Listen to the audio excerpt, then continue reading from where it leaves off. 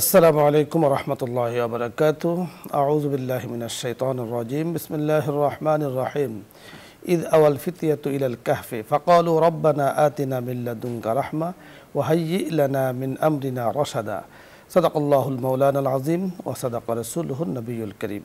সুপ্রিয় দর্শক মণ্ডলী, মহান আল্লাহ তাআলার দরবারে লাখো কোটি শুকরিয়া আদায় করছি যে রব্বি করিম আমাদেরকে তৌফিক দিয়েছেন ইসলামের অত্যন্ত গুরুত্বপূর্ণ বিষয় নিয়ে অত্যন্ত গুরুত্বপূর্ণ একটি প্রোগ্রামের সাথে যুক্ত থাকার শুকরিয়া আদায় করছি। রব্বি করিমের কৃতজ্ঞতা জ্ঞাপন করছি আপনাদের যারা অনুষ্ঠানের সাথে এই মুহূর্তে যুক্ত হয়েছেন। আল্লাহ রব্বি করিমের তৌফিক কামনা করছি নিউজ 24 এই লাইভ প্রোগ্রাম আল্লাহ তাআলা যেন যুগ যুগ ধরে চালু রাখেন। ইসলাম প্রচারে যুগে যুগে যুবকদের যে ভূমিকা রয়েছে তা অপরিসীম, তা আসলে বয়ান করে শেষ করা যাবে না। এত ভূমিকা তারা রেখেছেন। সত্যি যুব সমাজ একটি সমাজকে সুন্দর একদম শান্ত পরিবেশ তারা তৈরি করে দিতে পারে। যুবকদের রয়েছে ভূমিকা, যুবকদের রয়েছে অবদান, যুবকদের রয়েছে মর্যাদা, যা কোরআন এবং সুন্নাহ দ্বারা প্রমাণিত। আজকে এই বিষয় নিয়ে কথা বলার জন্য যিনি আমাদের সাথে যোগ দিয়েছেন বিশিষ্ট ইসলামী চিন্তাবিদ, আপনাদের সকলের পরিচিত মুখ, যিনি ইতিমধ্যে সারা বাংলাদেশে ইসলাম প্রচারে ওয়াজ ও নসিহাতের মাধ্যমে বিভিন্ন সেমিনার সিম্পোজিয়ামের মাধ্যমে অত্যন্ত সুনাম সুখ্যাতি অর্জন করেছেন। অত্যন্ত পরিচিত মুখ, বড় চমৎকার সুন্দর সুগোছালো আলোচনা উপহার দিয়ে থাকেন শেখ মুফতি হাবিবুল্লাহ মাহমুদ কাসিমি, মুহাদ্দিস, জামিয়া মাদানিয়া বারিধারা, ঢাকা। সাথে আছে আমজাদ হোসেন হেলালি। আসসালামু আলাইকুম। ওয়া আলাইকুম আসসালাম ওয়া রাহমাতুল্লাহি ওয়া বারাকাতুহু। শেখ কেমন আছেন আপনি? আলহামদুলিল্লাহ। আলহামদুলিল্লাহ। আজকে জি আলহামদুলিল্লাহ, আল্লাহ তাআলা খুব ভালো রেখেছেন, আপনি দোয়া করেছেন। আজকে আপনার কাছে আমরা যে বিষয়গুলো শুনবো, যে যুগে যুগে ইসলাম প্রচারে যুবকদের ভূমিকা অনেক বেশি, এবং রাসূল আকরাম সাল্লাল্লাহু আলাইহি সাল্লাম যুবকদের সম্পর্কে বলেছেন যে কাল কিয়ামতের ময়দানে আরশের নিচে 7 ব্যক্তির মধ্যে যুবকও এক শ্রেণী, যারা ইবাদতের কাজে নিজেদেরকে নির্জনে রেখেছিল। তো আপনার কাছে আমরা ইসলাম প্রচারে যুবকদের যে ভূমিকা রয়েছে যুগে যুগে এই সম্পর্কে আমরা শুনবো। জাযাকুমুল্লাহু তাআলা খায়রা। আজকের টপিকটি অত্যন্ত গুরুত্বপূর্ণ আপনি নির্বাচন করেছেন, আপনাকে এর জন্য অশেষ ধন্যবাদ। আসলে মানুষের জীবনের যে গুরুত্বপূর্ণ সময়, সেই সময়টির সবচেয়ে গুরুত্বপূর্ণ সময় হলো তার যৌবনটি, যখন তার দৈহিক এবং মানসিক আত্মিক সব দিকের পূর্ণতা সে লাভ করে। মূলত আপনি বড় অবাক হবেন, আপনি তো অবাক হবেন না, আমরা অবাক হব মনে করে। রাসূল পাক সাল্লাল্লাহু আলাইহি ওয়াসাল্লাম আমাদেরকে যে অদ্ভুত একটি কথা জানিয়েছেন, সেটি হলো, দেখেন, জান্নাতের মধ্যে মানুষ তার সবচেয়ে সেরাটা পাবে, সব কিছুর সবচেয়ে সেরাটা। তো বয়সের দিক থেকে কোন বয়সটা জান্নাতীরা পাবে? জান্নাতীরা কিন্তু যৌবনটা পাবে। তাদেরকে শৈশব বা কৈশোর বা বার্ধক্য কোনোটা দেয়া হবে না। সহিহ মুসলিমের হাদিসের মধ্যে নবী পাক সাল্লাল্লাহু আলাইহি ওয়াসাল্লামের এই বর্ণনা আমরা পেয়েছি যে নবীজি ইরশাদ করেছেন, মাইয়াদখুলুল জান্নাহ, যে ব্যক্তি জান্নাতে প্রবেশ করবে, ইয়ানাম, সে বড় সুখী হবে, লা ইয়াইআস, কখনো সে কোনো রকমের অস্বস্তি এবং কোনো রকমের হতাশার ভিতরে সে ভুগবে না, তার এটা আসবেই না কখনো। লা তাবলা সিয়াবু, তার কাপড়ও কখনো ময়লা হবে না। ওয়ালা ইয়ানফা শাবাবু, তার যৌবনও কখনো শেষ হবে না, আজীবন সে যৌবনকে ধরে রাখতে পারবে।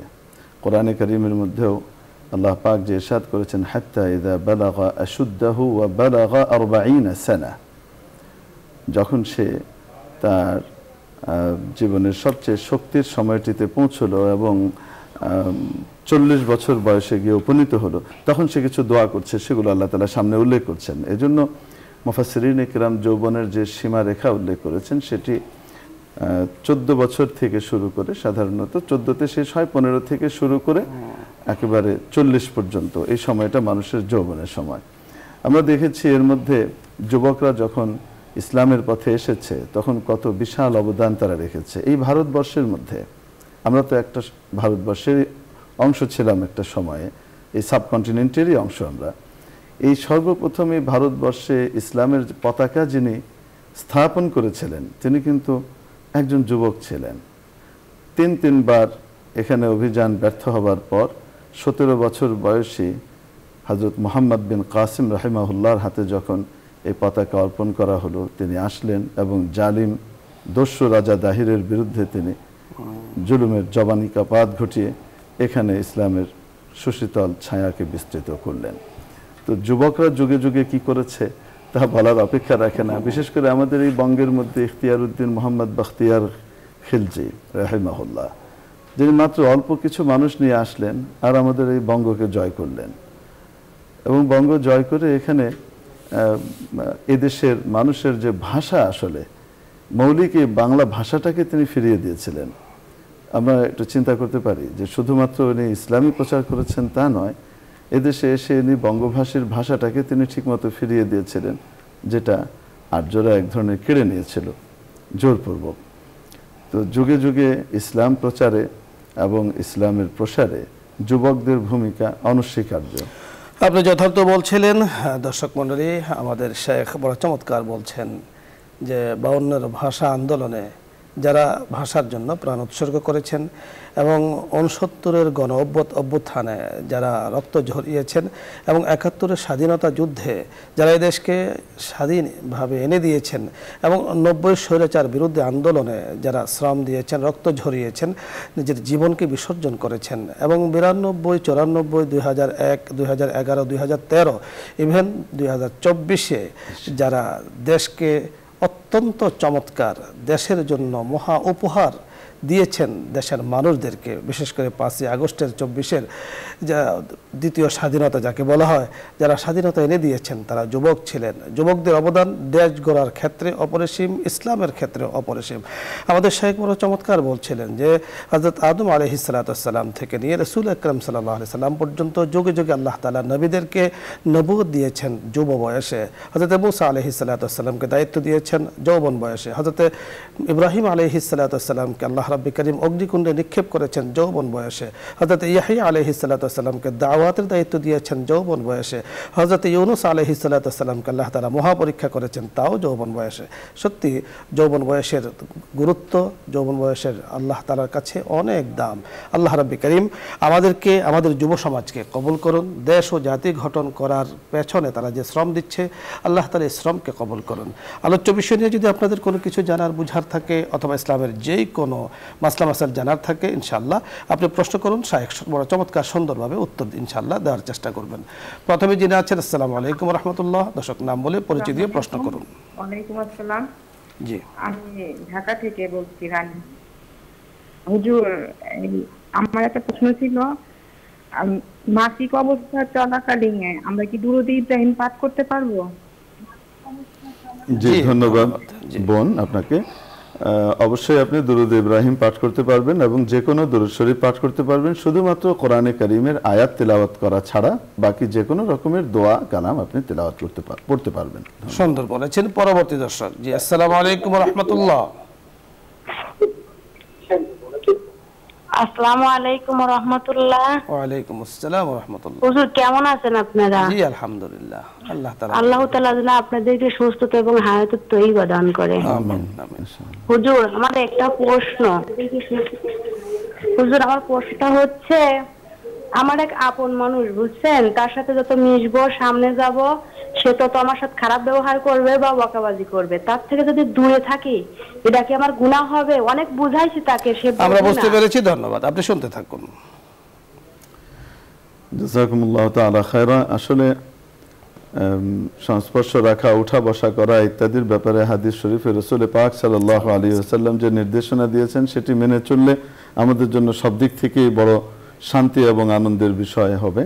সেটি হলো লা তুসাহিব ইল্লা মুমিনা ওয়ালা ইয়াকুল তাআমাকা ইল্লা তাকি, আও কামা ক্বাল আলাইহিস সালাতু ওয়াস সালাম। রাসূল পাক আলাইহিস সালাতু ওয়াস সালাম ইরশাদ করছেন যে উঠা বসা করো আর সাথে থাকো, তো তাহলে খাঁটি ঈমানদারের সাথে উঠা বসা করো। আর খাঁটি ঈমানদার অন্য কাউকে কষ্ট দেয় না, এটি একটি অন্যতম বৈশিষ্ট্য।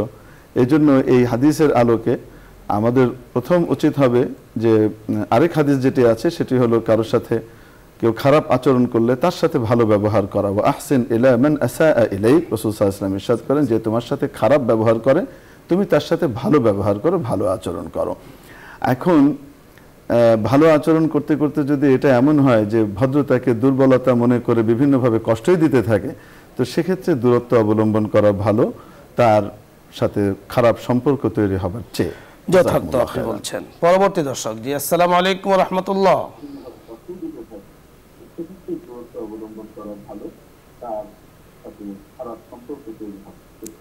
আসসালামু আলাইকুম। হ্যালো, আসসালামু আলাইকুম। ওয়ালাইকুম আসসালাম। হুজুর কেমন আছে? আলহামদুলিল্লাহ। আল্লাহ আল্লাহ আপনাদের দোয়া কবুল করবে হুজুর। আমিন। হুজুর আমার এবার তৃতীয় সিজার। হুজুর আপনাকে দোয়া আল্লাহ কবুল করবে। আমিন আমিন। জি জি। হুজুর আমার এবার তৃতীয় সিজার। 1 মাস পর হুজুর আমার জন্য দোয়া করে দিবেন। জি জি, আল্লাহ তাআলার কাছে আমরা দোয়া করছি, আল্লাহ তাআলা আপনাকে সুস্থ করে দেন, মনের আশা পূরণ করুন। পরের দর্শক। জি, আসসালামু আলাইকুম ওয়া রাহমাতুল্লাহ।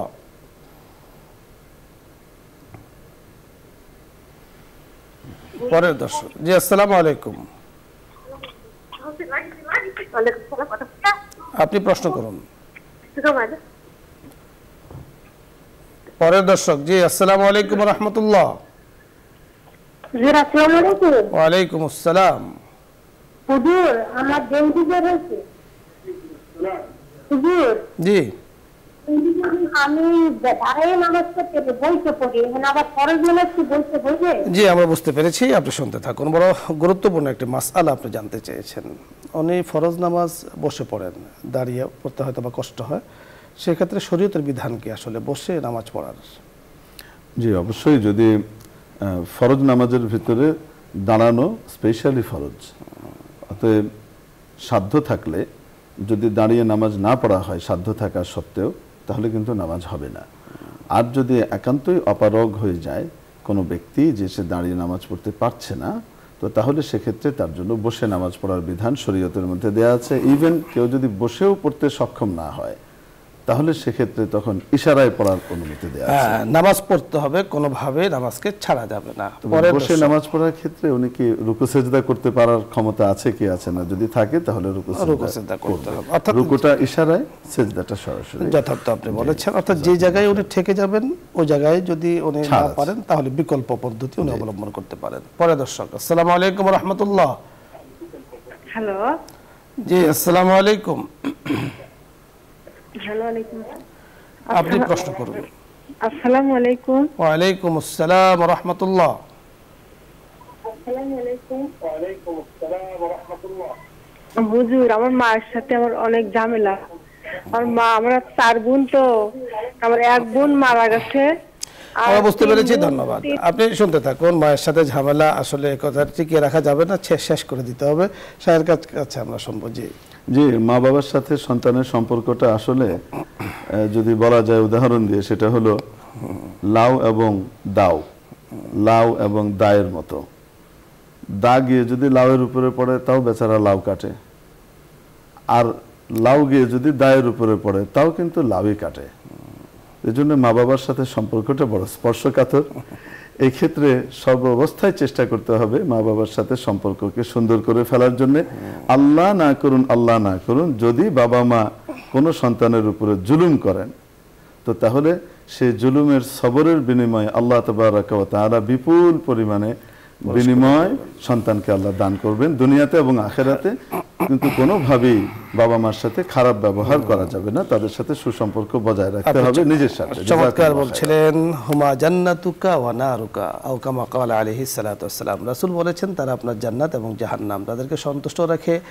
আপনি কবরে যেতে পারলে, তারাও কবরে গেলে আপনার জন্য সুন্দর জান্নাত, অনাবিল শান্তির জায়গা জান্নাত অপেক্ষা করছে আপনার জন্য। আর যদি কোনো কারণে তারা আপনার উপর অসন্তুষ্ট হয়ে যায়, তাহলে কিন্তু জাহান্নামের আগুনে জ্বলতে হবে অনাদি অনন্তকাল পর্যন্ত। এজন্য তাদেরকে যে কোনোভাবে হোক সন্তুষ্ট করতে হবে। কোনোভাবেই মার সাথে ঝামেলা, যে কারণ যাই হোক, আপনার হয়তো বিশাল ব্যাখ্যা আছে, আপনার জানাশোনা আছে, আপনি মনে করুন যে অপরাধ আপনারই, আপনি আম্মার সাথে মিশে যান এবং ওনার দোয়া নেন।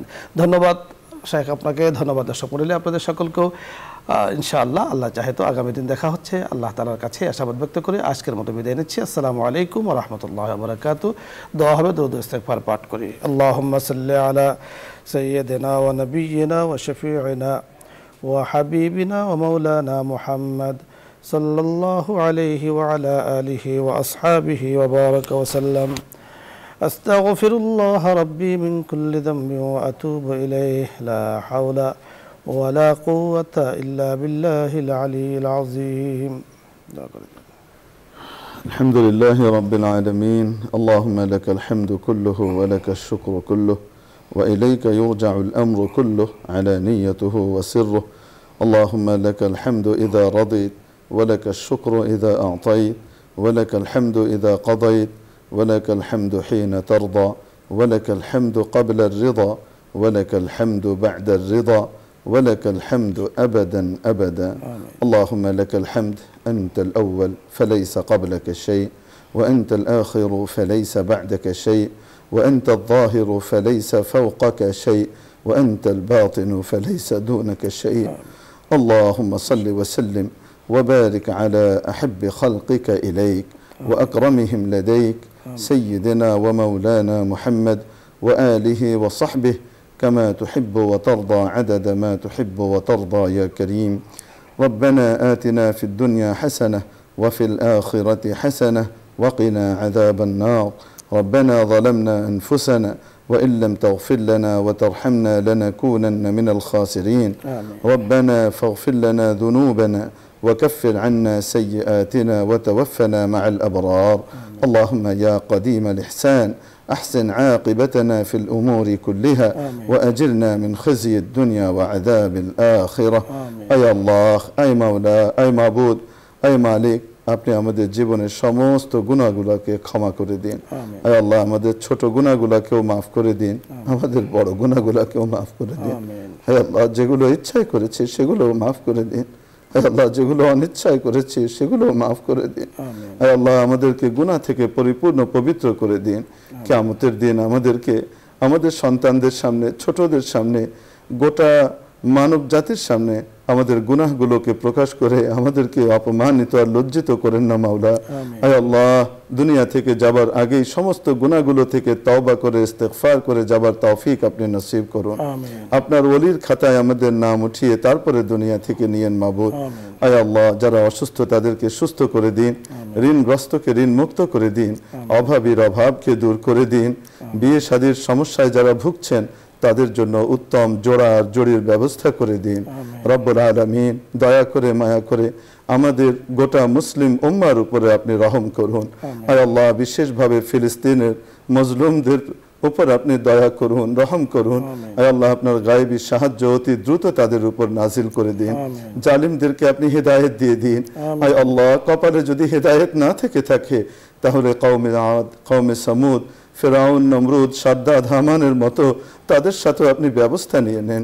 রব্বুল আলামিন, আমাদের দেশকে আপনি শান্ত রাখুন। আয় আল্লাহ, আমাদের দেশের মধ্যে আপনি শান্তি শৃঙ্খলা মেহেরবানি করে বিরাজ করিয়ে দিন। পরওয়ারদিগারে আলম, সব রকমের ফিতনা ফাসাদ থেকে, সব রকমের ষড়যন্ত্রের কবল থেকে আমার এই সোনার দেশটিকে আপনি হেফাজত করুন। পরওয়ারদিগারে আলম, আজকের এই অনুষ্ঠানমালা আমরা যাদের মাধ্যমে উপহার পেয়েছি, আয় আল্লাহ, তাদেরকে দুনিয়া আখিরাতে আপনি ইজ্জত সম্মান নসিব করুন। তাদের জন্য আপনি আখিরাতে বিশেষ ব্যবস্থার ফয়সালা করে দিন। আয় আল্লাহ, বসুন্ধরা পরিবার, বিশেষভাবে চেয়ারম্যান মহোদয়কে আপনি দিনের জন্য আরো বেশি করে কবুল করে নিন। আয় আল্লাহ, তার কামাই রোজগার থেকে শুরু করে তার ভালো ভালো কাজগুলোতে আপনি বিশেষভাবে সহায়তা করুন। পরওয়ারদিগারে আলম, আমাদের সকলকে আপনি দয়া করে কবুল মঞ্জুর করে নিন। মাওলা, জীবনে যখন আপনি ডেকে নেবেন সে কঠিন সময়ে হৃদয়ের গভীর থেকে, অন্তরের অন্তঃস্থল থেকে, আমাদের প্রতিটি রক্তকণিকা থেকে, আমাদের অণু পরমাণু থেকে আপনি জারি করে দিয়েন সে মধুর কালিমা লা ইলাহা ইল্লাল্লাহু মুহাম্মাদুর রাসূলুল্লাহ।